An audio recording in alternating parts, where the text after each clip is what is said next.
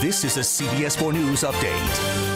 Hi, I'm Elliot Rodriguez with a CBS 4 News update. The panhandle of Florida is dealing with Hurricane Michael as it makes landfall. Hurricane Michael expected to impact 30 million people in the southeast over the next several days. Mandatory evacuations are in place. Several South Florida rescue agencies are either there or on their way to supply additional resources from medical care to search and rescue. And we're getting a look at the devastation in western Cuba. This is video from the province of Pinar del Rio.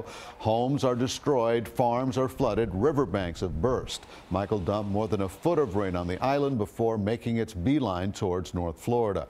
A pedestrian struck by a hit-and-run driver in Hialeah has died. Police identified the man as 79-year-old Orlando Kiala, who was hit by a vehicle at East 4th Avenue and 17th Street yesterday. The vehicle is described as a red four-door Toyota with front-end damage. Anyone with information on who the driver is asked to call police in Hialeah.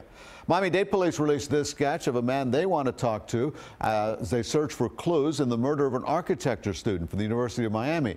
The man is described as having shoulder-length hair and was last seen wearing a baseball cap. The body of 23-year-old Yasser Abdul Faraj was found Sunday afternoon by his roommate at the Santona condo and rental complex right across the UM campus. If you have any information, you're asked to call police. Now, CBS 4 weather. Well, Hurricane Michael, as almost Category 5 intensity, made landfall about 1:30 this afternoon in the Florida Panhandle near Mexico Beach. Now, the storm had 155-mile-an-hour winds at the point of landfall, the time of landfall, and a pressure of 919 millibars, the third lowest pressure ever recorded for a U.S. landfalling hurricane. So while the wind speed didn't make it the strongest, certainly it was the deepest pressure, or at least the third deepest. Winds throughout the afternoon still gusting in many locations above 60 miles an hour.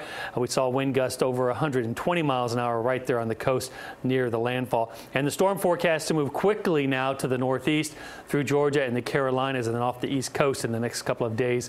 And then that will be it with Michael. Our weather looks pretty good. We're getting a little bit of moisture tail from Michael and hot southwesterly breezes, so highs in the low 90s into the weekend.